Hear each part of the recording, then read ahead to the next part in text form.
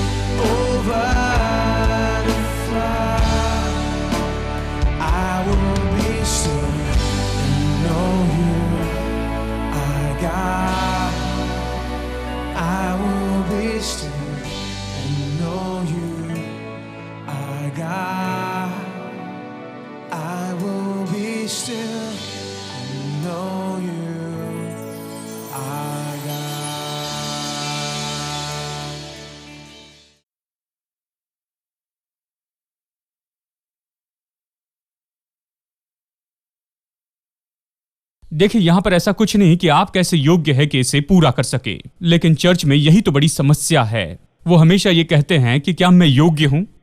वो तो हमेशा मेरे सामने इसी एंगल से आते कहते थे कि क्या तुम योग्य हो, क्या तुम अपनी पवित्रता बनाए रख सकते हो, क्या इस तरह का जीवन तुम जी सकते हो, क्या तुम पवित्र जीवन जी सकते हो। जानते देखिए, परमेश्वर जानता था मैं पवित्र जीवन जीने की कोशिश कर रहा था, लेकिन क्या मैं योग्य हूं? मैं अपने आप में योग्य नहीं हूं, लेकिन वो योग्य है। वो मुझसे ज्यादा योग्य है। मैं कई बार इतना योग्य नहीं हो सकता हूं, लेकिन वो योग्य है। मैं अपने बल में नहीं जीता हूं, लेकिन वो मुझ में और मेरे द्वारा जीवित है। यानी परमेश्वर योग्य है। अब ये मैं नहीं। अब हमारा गौर ये नहीं कि मैं कितना योग्य हूं कि इसे करते जाएं। गौर तो ये है कि वो कितना योग्य है और परमेश्वर कितना योग्य है। जिस पल आप ये सोचते हैं कि परमेश्वर योग्य है, तो आपके जीवन में आनंद आता है। क्या आप अपने अंदर में कुछ कमी घटियों को देखते हैं, ऐसी कुछ बातें जिसमें आप पूरी तरह से सिद्ध नहीं? तो इसके लिए खुद को मारते न जाएं। बस कहिए, मैं जानता हूं किस पर विश्वास किया। मैं जानता हूं जो कुछ मैंने उसे सौंपा उसे वो उस दिन तक सुरक्षित रखेगा। वो योग्य है। वो योग्य है। मैं जैसे हूं वैसे वो मुझे ले सकता है। मैंने चाहे हजारों गलती की हो, हजारों गलतियां की हो, ऐसे दिखता है कोई इसे सही नहीं कर सकता है। मैं कोशिश करता हूं, मैं भी नहीं कर पाता, लेकिन परमेश्वर योग्य है। इस मसीह जीवन के बारे में अद्भुत बात यह है कि परमेश्वर योग्य है। तो मैं अपने आप को उसे सौंप देता हूं। मैं प्रतिदिन अपने आप को उसे सौंप देता हूं, और मैं उसकी इच्छा में रहता हूं। जहां वो चाहता है वहां पर जाता हूं। जो वो चाहता है मैं वही कहता हूं, और जो वो चाहता है मैं वही करता हूं। और इस तरह से उसे अवसर मिलता है कि मुझ में काम करे और मुझे वो आकार दे और वो रूप दे जैसे वो चाहता है वैसे मैं बनूं। वो योग्य है। जब वो शुरू करता है तो निश्चित हो जाए वो पूरा करेगा। वह ऐसा नहीं करता कि कुछ शुरू करे और फिर कहे मैं इसे नहीं कर सकता हूं। हाँ, मैं नहीं कर सकता हूं। एक दिन मैं अपनी घड़ी को लेकर गया घड़ी रिपेयर करने वाले के पास में। यह दूसरे देश की बात है। वो लोग तो बहुत माहिर होते हैं। बहुत ही सुंदर घड़ियों की दुकान थी और बहुत ही महंगी घड़ियां बेच रहे थे। मैं उनके पास ले गया, मेरी घड़ी बंद हो गई थी। मैंने कहा कि आप इसकी बैटरी बदल देंगे, और उनके पास में ये अद्भुत इक्विपमेंट थे कि घड़ी को देख सके, कि घड़ी को अच्छे से निहारे। मैग्नीफाइंग ग्लास था और उन्होंने उसे अच्छे से देखा और कोशिश की कि उसे खोल दे, लेकिन खोल नहीं पाए। बहुत कोशिश की, आखिर में मुझे लौटा दिया, कहा मैं नहीं खोल सकता। मैंने कहा इसका मतलब यह है, इसके लिए कोई जवाब नहीं। उन्होंने कहा मैं नहीं खोल सकता, मैं क्या कर सकता हूं। मैंने कहा बस इसकी बैटरी बदल दीजिए। उन्होंने कहा मैं इसे खोल नहीं सकता हूं। मैंने कहा मैं आपके पास में लेकर आया क्योंकि मैं इसके बारे में कुछ नहीं जानता हूं और आप तो घड़ी सुधारने वाले, आपको सुधारना है। उन्होंने कहा मैं नहीं खोल सकता हूं। मैं योग्य नहीं हूं, लेकिन परमेश्वर योग्य है। देखिए बात तो यही है। जीवन में ऐसी बहुत सी बातें हैं जिन्हें हम खुद देखकर इस तरह से कहते हैं हम योग्य नहीं, लेकिन परमेश्वर योग्य है। आप कभी परमेश्वर की ओर से इस तरह से प्रत्युत्तर नहीं पाएंगे जहां पर वो कहेगा सैम माफ करना, मैं इसे नहीं कर सकता हूं। मैंने कोशिश की और इतने समय तक कोशिश की, अब हिम्मत हारता हूं, अब बस हो गया, मैं इसकी आखिरी बार कोशिश करूंगा, इसके बाद में मैं कुछ भी नहीं कर पाऊंगा। नहीं, आपको कभी ऐसा प्रत्युत्तर नहीं मिलेगा। आप किसी भी मुश्किल व्यक्ति को लेकर आए, ऐसा व्यक्ति जो कभी नहीं बदल सकता, उसे प्रभु के पास में लाए। प्रभु कहता मैं इसे कर सकता हूं, क्योंकि वो तो योग्य है। उसके पास में इतनी सामर्थ्य और योग्यता है कि वो किसी को भी बदल सकता है। आमीन। मैं कल किसी से बात कर रहा था और वो मुझसे कह रहे थे मुझे बताइए आप क्या करते हैं। वो एक संसार के व्यक्ति हैं, जानना चाहते थे मैं क्या कर रहा हूं। उन्होंने मेरी ओर देखा। प्रचारक, क्या प्रचार करते हैं? क्या मसीहत का प्रचार करते हैं? मैंने कहा नहीं। और थोड़े वो हक्का बक्का हो गए हैं और तो आपका कहना है कि आप मसीह धर्म का प्रचार नहीं करते हैं? मैंने कहा नहीं। तो फिर क्या प्रचार करते हैं? मैंने कहा मसीह का प्रचार करता हूं और उस उद्धार का जो उसके द्वारा आया है। और फिर उन्होंने कहा संसार के इन सारे दुष्ट लोगों को देखो, तुम्हें क्या लगता है इनके लिए उद्धार उपलब्ध है? मैंने कहा बस यही तो मुद्दा है कि सब ये सोचते हैं कि आप इसके लिए कुछ नहीं कर सकते हैं, लेकिन परमेश्वर ने मार्ग बनाया है जिसे हम शुभ संदेश कहते हैं। मैं यही प्रचार करता हूं। वो बहुत ही पढ़े लिखे व्यापारी ऐसे व्यक्ति हैं। उन्होंने मेरी ओर देखकर कहा क्या सच में एक तरीका है? आपका कहना है कि यह ठीक हो सकता है? मैंने कहा भाई इसलिए मैं पूरे संसार में टेलीविजन पर सुसमाचार प्रचार करता हूं, क्योंकि यही मार्ग है। कोई विश्वास नहीं करता है, लेकिन यही तो वो एकमात्र मार्ग है। और मैं इस मार्ग का प्रचार करता हूं कि मनुष्य के लिए परमेश्वर का उद्धार क्या है। लोग बदल सकते हैं। मैंने उनसे इस तरह कहा, वो इन बातों को पूरी तरह नहीं समझ सकते थे। इन बातों से उनका कोई लेन देन नहीं था, मसीह विश्वास की बातों से। मैंने उनसे कहा कि जेल से मुझे लोग पत्र लिखते हैं। अब तक लगभग आधा दर्जन हत्यारों से जिन्हें मृत्युदंड मिला था, वो मुझे पत्र लिखते हैं। और एक भाई तो मुझसे मिलने के लिए यहाँ पर आए थे, मुझसे मिले और उन्होंने मुझसे बातें की। और ये सभी लोग अपनी बाइबल पढ़ते हैं, उद्धार पाते हैं। मैं उन्हें कुछ लेटर या लिटरेचर भेजता हूं, उन्हें प्रोत्साहित करता हूं। वो प्रतिदिन इसे देखते हैं, दूसरों को देखने लगाते हैं। मैं उनसे कहता हूं देखिए ये तो हत्यारे हैं, ये तो कठोर अपराधी हैं। आपको लगता है उनके लिए कोई उद्धार नहीं है? हम यही तो प्रचार करते हैं। लोगों ने मुझे टेलीविजन पर सुना है, उन्होंने उद्धार पाया, मुझे पत्र लिखते हैं, मैं उन्हें लिटरेचर भेजता हूं। उन्होंने कहा सच में? हाँ सच में। मैंने कहा बिल्कुल यही बात है। ये बात जो कि उद्धार के बारे में हम प्रचार करते हैं वो ये है कि परमेश्वर योग्य है।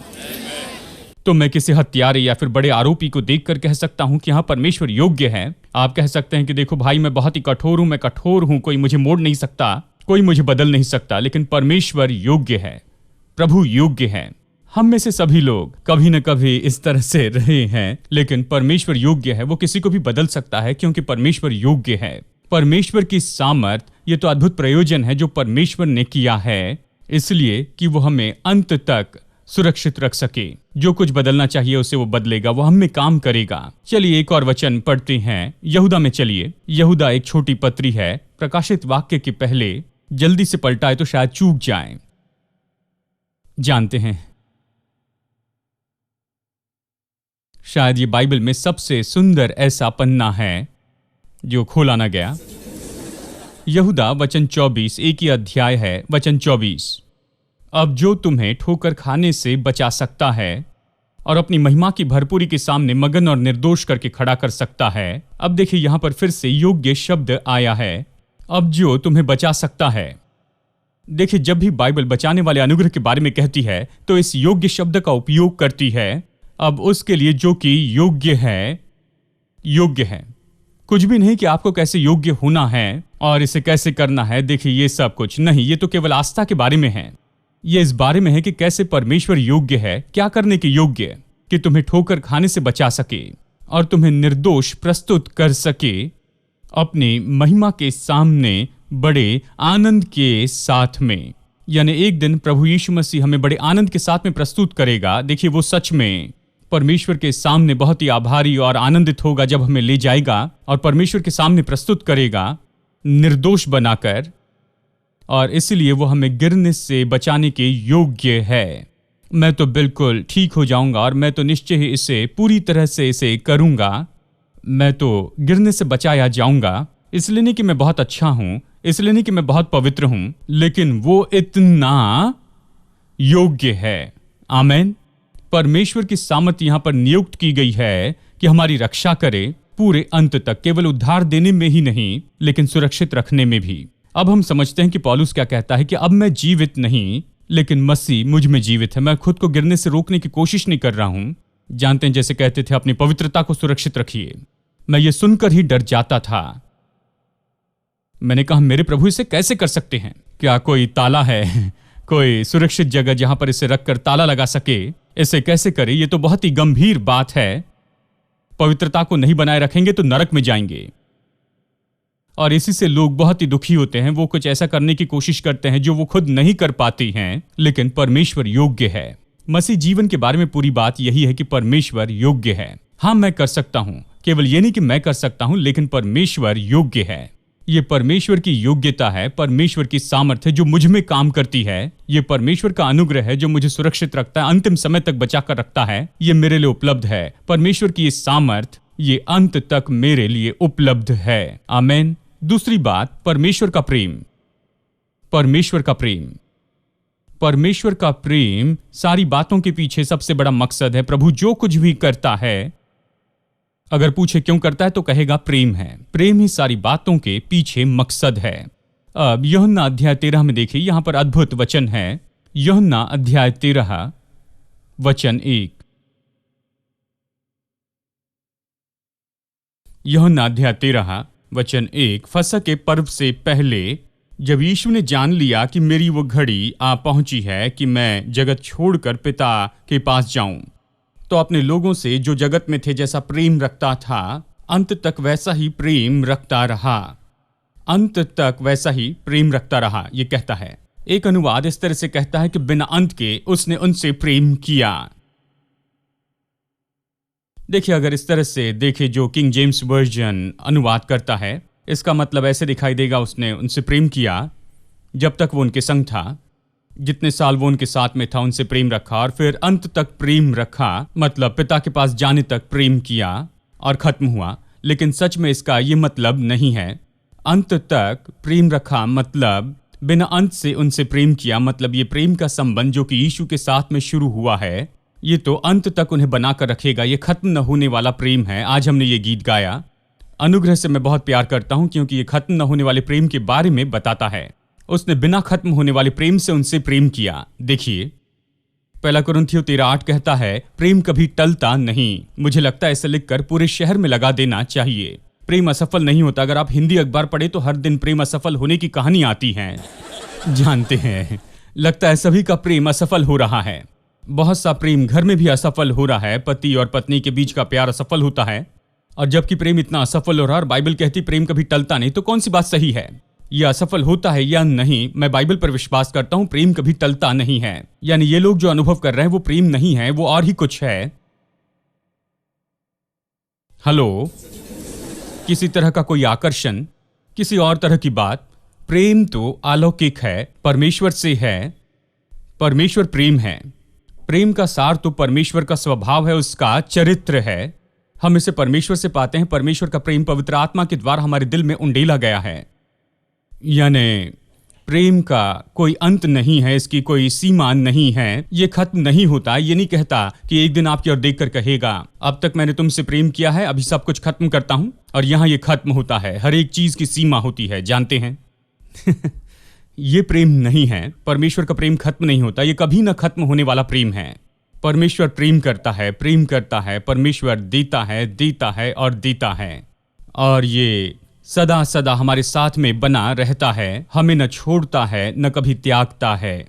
ये परमेश्वर का खत्म न होने वाला प्रेम है। मेरे साथ देखिए रोमियो, यहां इस प्रेम के बारे में और भी पढ़ते हैं। रोमियो अध्याय 5 और वचन 8 से 11 तक पढ़ते हैं। परंतु परमेश्वर हम पर अपने प्रेम की भलाई इस रीति से प्रकट करता है कि जब हम पापी ही थे तभी मसीह हमारे लिए मरा। वो हमारे लिए इसलिए नहीं मरा कि हम अच्छे थे, बहुत अच्छे काम करते थे, हम बिल्कुल फिट थे और हम योग्य थे, नहीं, जबकि हम पापी ही थे मसीह हमारे लिए मरा। अतः जबकि हम अब उसके लहू के कारण धर्मी ठहरे हैं तो उसके द्वारा परमेश्वर के क्रोध से क्यों न बचेंगे। चलिए मैं आपको इसका अर्थ बताता हूं। वचन 9 का अर्थ, उसके लहू के द्वारा धर्मी ठहराए गए, मतलब कलवरी के क्रूस पर जो हुआ, उसने जो लहू बहाया उससे हम उस क्रोध से बचाए गए हैं। चलिए मैं बहुत ही सरल शब्दों में बताऊं, क्रूस पर जो हुआ उसके द्वारा हम नरक से बचाए गए हैं। यह परमेश्वर के क्रोध का परिणाम था। क्रूस के ऊपर जो कुछ हुआ उसके द्वारा हम परमेश्वर के क्रोध से बचाए गए, ठीक है, क्योंकि हम प्रभु यीशु मसीह के लहू के द्वारा धर्मी बनाए गए हैं। अभी हमारे लिए कोई मौका नहीं है कि हम नरक में जाएं, और इसीलिए मैं नहीं समझता कि क्यों प्रचारक चर्च के सामने खड़े रहकर विश्वासियों से पूछते हैं कि आप स्वर्ग में जाएंगे या नरक में जाएंगे। यह मुद्दा हल हो चुका है, अब ये कोई सवाल नहीं। हमें विश्वासियों से कभी इस तरह से नहीं कहना है। विश्वासी स्वर्ग में जाएंगे, वो अपने स्वर्ग के मार्ग पर हैं। और यही तो कई बार मुझे गड़बड़ी में लेकर आता है। चर्च मानो गड़बड़ी की बड़ी जगह हो गई है। इससे छुटकारा पाना महत्वपूर्ण है। हम वहां पर बैठकर गीत गाते हैं, वो गीत गाते हैं I am on my way to heaven, shouting victory, ये गीत गाते हैं पूरे जोश के साथ में। हम वहां पर इसे गाते हैं, मैं स्वर्ग के मार्ग पर हूं, विजय चिल्लाता हूं। और फिर बाद में जब प्रचार शुरू होता है वो कहते हैं क्या आप स्वर्ग में जाएंगे या फिर नरक में जाएंगे। मतलब अभी हमने गाया था हम स्वर्ग के रास्ते पर हैं। मैं सोचता हूं ये गीत गाने के बाद में अगर सब लोग चुपचाप बैठ जाए तो भी ये अच्छा ही होगा, क्योंकि कुछ गीत तो बहुत ही अच्छे हैं। लेकिन हम गीत गाते हैं कि हम स्वर्ग में जा रहे हैं और फिर संदेह का प्रचार करते हैं कि क्या हम स्वर्ग में जाएंगे या नहीं। आप कल्पना कर सकते हैं कि मुझ में वहां पर कितनी गड़बड़ी थी। आप आशीषित लोग हैं। अभी इन दिनों में हम थोड़े से स्थिर हैं, लेकिन उन दिनों में, पुराने जमाने में पूरी तरह से गड़बड़ी थी। एक चीज गाते थे और दूसरी बात प्रचार करते, और ये तो बस गवाही और गीत, सारी बातें बिल्कुल एक दूसरे के विरुद्ध में ही थी। जानते हैं, हम सोचते हमने ये गीत क्यों गाया, क्या ये सही है या ये जो कह रहे हैं वो बात सही है। वहां पर बैठकर ऐसे ही सोचते रहते। लेकिन देखिए क्या कहता है, तुम धर्मी ठहराए गए हो, यीशु मसीह के लहू से धर्मी बनाए गए हो, और इसलिए कोई मौका नहीं है कि आप परमेश्वर के क्रोध में आ जाएंगे। नरक के लिए कोई मौका नहीं, ठीक है। फिर अगला वचन देखिए, क्योंकि बैरी होने की दशा में उसके पुत्र की मृत्यु के द्वारा हमारा मेल मिलाप परमेश्वर से हुआ। जबकि हम शत्रु थे, उसके पुत्र के द्वारा मेल मिलाप हुआ और उसके द्वारा उसके क्रोध से आजाद हुए। तो फिर मेल हो जाने पर उसके जीवन के कारण हम उद्धार क्यों न पाएंगे। अब उसके लहू के द्वारा धर्मी ठहराए गए और उसके जीवन के द्वारा उद्धार पाए। वचन 9 कहता है उसके लहू से धर्मी ठहराए गए, यानी आप क्रोध से बच गए हैं, नरक से। और यहां कहता है जीवन के द्वारा उद्धार पाए। मैंने सोचा क्रूस से उद्धार पाया, यहां पर यह कहता है कि जीवन के द्वारा उद्धार पाया। यह कह रहा है कि कैसे यीशु क्रूस पर मरा और वो फिर से कैसे जी उठा है। अब उसमें जीवन है और आपने परमेश्वर के जीवन के द्वारा उद्धार पाया। इसका सच में अर्थ यही है कि यह मसीह की जीवित उपस्थिति और महिमा में उसकी जो सेवकाई है वो हमारे लिए उपलब्ध है। ये जी उठे मसीह का जीवन अब हमारे लिए उपलब्ध है कि हमें आगे बढ़ाते चले जाए और आज हमारे जीवन में हमें विजयी बना दे। हम क्रूस के द्वारा उद्धार पाए हैं और हम नरक से बच गए हैं। आप उसके जीवन के द्वारा उद्धार पाते हैं क्योंकि वो बैठा है, वो हमारे लिए मध्यस्थी करता है, वो हमारा वकील है और वो अपना काम करते जा रहा है कि हमें गिरने से बचाया जा सके, कि हमें पूरी सफलता के साथ अंत तक लेकर जा सके। ठीक है, यानी जीवन के द्वारा उद्धार पाया, इसका मतलब है मसीह की जीवित उपस्थिति और उसकी सेवकाई जो महिमा में हमारे लिए है। ठीक है, तीसरी बात देखिए, पहली बात है परमेश्वर की सामर्थ जो उपलब्ध है। दूसरा है परमेश्वर का प्रेम जो हमें सुरक्षित रखेगा। तीसरी बात परमेश्वर के पुत्र की प्रार्थना। यूहन्ना 17 में आप इसे देखते हैं। यूहन्ना अध्याय 17 वचन 9 से आगे। मैं उनके लिए विनती करता हूं, संसार के लिए विनती नहीं करता, परंतु उन्हीं के लिए जिन्हें तूने मुझे दिया है, क्योंकि वे तेरे हैं। जो कुछ मेरा है वो सब तेरा है और जो तेरा है वो मेरा है और इसमें मेरी महिमा प्रकट हुई है। चेलों के लिए प्रार्थना करता है, कहता है ये लोग तूने मुझे दिए हैं और वो तेरे भी हैं, क्योंकि वो मेरे हैं तो तेरे हैं, क्योंकि जो मेरा है वो तेरा है और जो तेरा है वो मेरा है। और फिर आगे कहता है अब मैं जगत में न रहूंगा, कहता है मैं उठाया जाऊंगा और तेरे पास आऊंगा, परंतु ये जगत में रहेंगे और मैं तेरे पास आता हूं पवित्र पिता, अपने उस नाम से जो तूने मुझे दिया है, उस नाम से जो तूने मुझे दिया है, उनकी रक्षा कर कि वे हमारे समान एक हो। वो कहता मैं वहां पर आ रहा हूं इसलिए इनकी रक्षा कर। जब मैं उनके साथ था तो मैंने तेरे उस नाम से जो तूने मुझे दिया है उनकी रक्षा की, और विनाश के पुत्र को छोड़ उनमें से कोई नाश नहीं हुआ, इसलिए कि पवित्र शास्त्र में जो कहा गया वो पूरा हो। वो 12 थे, 12 चेले थे। वो कहता उनमें से एक भी नष्ट नहीं हुआ, कोई भी नष्ट नहीं हुआ, बस एक को छोड़कर। लोग इस तरह से पढ़ते हैं कि कोई भी नष्ट नहीं हुआ केवल यहूदा को छोड़, यानी यहां एवरेज है 12 में से एक, तो तुरंत सभी लोग सोचते 12 में से एक, यानी सभी 12 संदेह करते कि क्या वो मैं हूं। ये इस तरह से नहीं कहता है कि अगर 12 है तो उनमें से एक जो है वो नष्ट हो जाएगा। वो तो विनाश का पुत्र है, मतलब इसका मतलब वो पहले से ही, वो देखा जाए तो वो तो मसीह का व्यक्ति नहीं था। वो बस ऐसे उनके साथ में जुड़ा था, उनका खजाना संभालता था और पैसे के बक्से को संभालता। वो पैसों के लिए उनके साथ था, उसका उद्धार नहीं हुआ था, पश्चाताप नहीं किया था, परमेश्वर के लिए कोई प्रेम नहीं था, वो किसी बात के लिए यीशु की सेवा नहीं कर रहा था, वो खुद के स्वार्थी मकसद के लिए वहां पर उनके साथ में था। वो कभी भी उस समूह का कोई भाग नहीं था। वो तो विनाश का पुत्र था, शैतान की संतान था, वैसे ही जी रहा था। वो खो गया था और सदा खोया हुआ रहना था, ऐसा ही ये था। तो यीशु कह रहा है कि जो तूने मुझे दिया उसमें से कोई भी नहीं खोया है, उनमें से कोई नष्ट नहीं हुआ, मतलब ये व्यक्ति तो उसे नहीं दिया गया था और वो उस समूह का भाग नहीं था। ठीक है, अब यीशु प्रार्थना कर रहा है कि हम सुरक्षित रहे। उसने चेलों के लिए प्रार्थना की और इसी अध्याय में जहां पर यीशु की प्रार्थना पढ़ते हैं, आप इसके साथ में पढ़ेंगे, उसने उनके लिए भी प्रार्थना की जो चेलों के द्वारा सुसमाचार सुनकर विश्वास करेंगे। यानी हम सभी के लिए प्रार्थना करता है कि हमें अपने अनुग्रह में बनाकर रखे, कि हम सुरक्षित रहे। ये प्रार्थना मैं विश्वास करता हूं परमेश्वर की उपस्थिति में इस सेवा को वो आगे बढ़ा रहा है। ऐसी कोई बात है जिसे कहते हैं वर्तमान में प्रभु यीशु मसीह की सेवकाई। यीशु की सेवकाई तभी खत्म नहीं हुई पृथ्वी पर 3.5 साल की सेवा करने के बाद। 2000 साल से वो एक सेवकाई कर रहा है और वो तो एक मध्यस्थ की सेवकाई है परमेश्वर की उपस्थिति में। खैर, इसके बारे में ज्यादा कुछ नहीं बताया गया।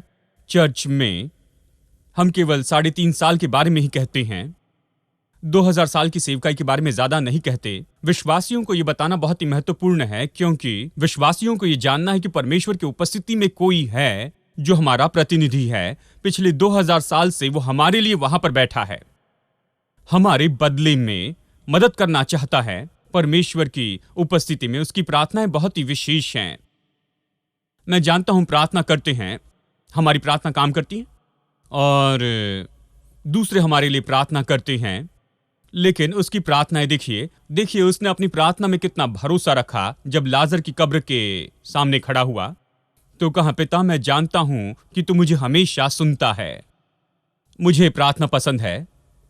कुछ विश्वासी प्रार्थना करते हैं कि पिता तू कहां है, जानते हैं वो पिता को ढूंढ रहे हैं, पिता खो गया है, वो यहां है, तू कहां पर है, मैं पिछले 3 महीने से तुझे पुकार रहा हूं, तूने कोई जवाब नहीं दिया, प्रभु तुझे क्या हो गया है, क्यों मैं तेरा चेहरा नहीं देखता, तेरी उपस्थिति महसूस नहीं करता। वो ऐसी प्रार्थना करते हैं, लेकिन मुझे यीशु की प्रार्थना सच में पसंद है। मैं खुश हूं वो मेरे लिए प्रार्थना कर रहा है, ये लोग प्रार्थना नहीं कर रहे हैं। मैं खुश हूं कि वो मेरे लिए प्रार्थना कर रहा है, क्योंकि वो तो निश्चित है कि वो कहां खड़ा है। वो कहता है कि जब भी मैं प्रार्थना करता हूं तू मेरी सुनता है, ऐसे उसने कहा। और मैं आपसे कहूं, ऐसा वो है जिसकी प्रार्थना हमेशा सुनी जाती है। वो ये जानता है, परमेश्वर जानता है, इसके बारे में निश्चित है। ऐसा व्यक्ति आपके लिए और मेरे लिए प्रार्थना कर रहा है। और मैं आपसे कहूं कि कोई मौका नहीं है कि ऐसी प्रार्थना न सुनी जाए। ये प्रार्थना सुनी जाती है, और ये तो इसीलिए है कि परमेश्वर हमारी सुरक्षा करते जाएं, अपने अनुग्रह से बचा कर रखे, केवल उद्धार ही न दे, अपने अनुग्रह से बचा कर रखे। हम अपने बल से उद्धार नहीं पाते हैं, और मैं आपको बताऊं, अपनी शक्ति के द्वारा खुद को बचा कर नहीं रख सकते। ये उसकी शक्ति है। वो हमें उद्धार देता है और हमारी रक्षा करता है। I will come into your presence, Lord, with a sacrifice of praise.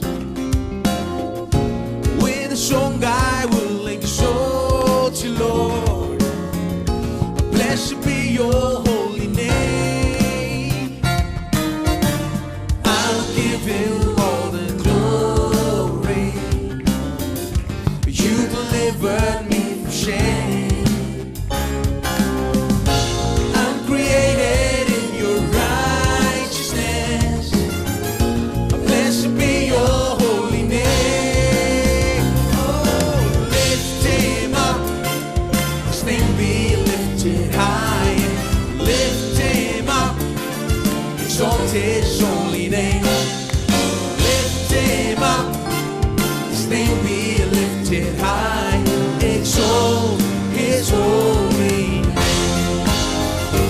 Oh, lift him up, his name be lifted high. Lift him up, exalt his holy name. Lift him up, his name be lifted high. Exalt his holy name.